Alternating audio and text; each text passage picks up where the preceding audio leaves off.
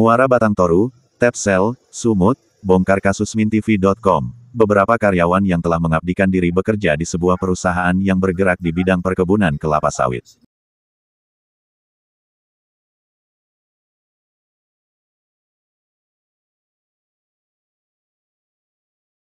PT SKL Samukti Karya Lestari, salah satu yang bernama Bernas Simanjuntak, warga Kelurahan Muara Ampolu, Kecamatan Muara Batang Toru, Tapanuli Selatan, juga mengalami hal yang serupa. Dirinya di PHK sepihak oleh pimpinan perusahaan tanpa memberikan surat peringatan SP1, SP2, SP3, maupun melakukan upaya peringatan lewat pemanggilan sebelum melakukan PHK sepihak, terlebih dahulu terhadap kedua korban, sebagaimana yang telah diatur dalam Pasal 151 Ayat 1 Undang-Undang Republik Indonesia Nomor 13 Tahun 2023, tentang Ketenagakerjaan, Senin tanggal 19 Agustus tahun 2024.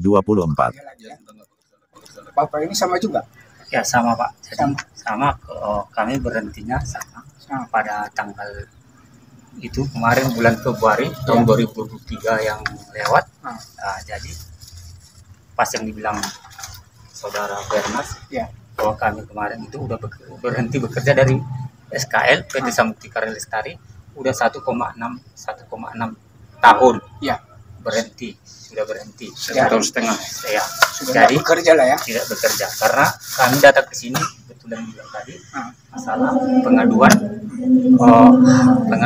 ke Disnaker mengenai hak kami sebagai karyawan ataupun buruh PT SKL yang telah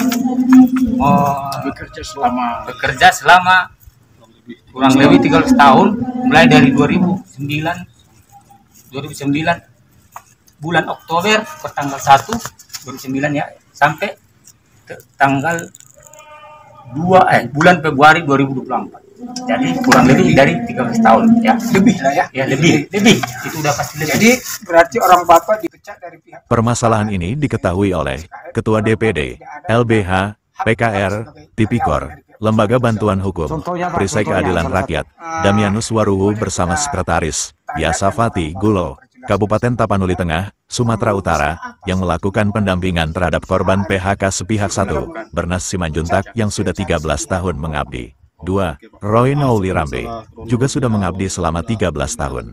Kronologisnya apa sebetulnya orang pihak perusahaan sehingga memecat secara sepihak orang Bapak? Oh oke Pak. Soal masalah kronologinya awal mula pemecatan kami dari PT SKL, awalnya kami dimutasi.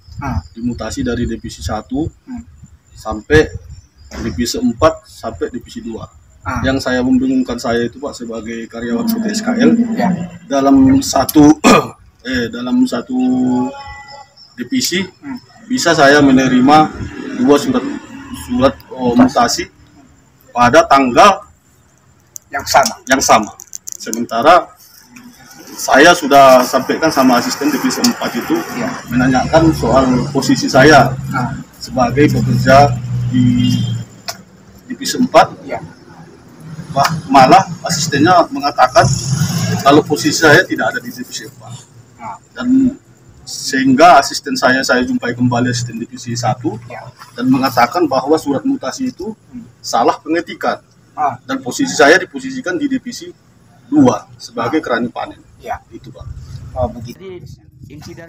Yasafati Gulo, Sekretaris DPD, LBH, PKR, Tipikor Kabupaten Tapanuli Tengah, berikan komentar bahwa tindakan pimpinan perusahaan perkebunan kelapa sawit PT SKL Samukti Karya Lestari yang melakukan pemecatan sepihak terhadap kedua karyawan diduga telah melanggar aturan hukum sebagaimana mekanisme yang telah ditetapkan dalam Undang-Undang Republik Indonesia Nomor 13 Tahun 2023 tentang Ketenagakerjaan, salah satunya Pasal 151 Ayat 1 yang berbunyi, pengusaha, pekerja, buruh, serikat pekerja, serikat buruh, dan pemerintah, dengan segala upaya harus mengusahakan agar jangan terjadi pemutusan hubungan kerja, tapi tindakan yang dilakukan oleh pimpinan perusahaan PT SKL, telah bertolak belakang, dalam tindakan pemecatan 2 orang karyawan panen baru-baru ini, yang mana kedua korban tidak pernah diberi surat peringatan SP1-3, ataupun melakukan pemanggilan untuk pemberitahuan pelanggaran apa yang telah dilanggar oleh korban.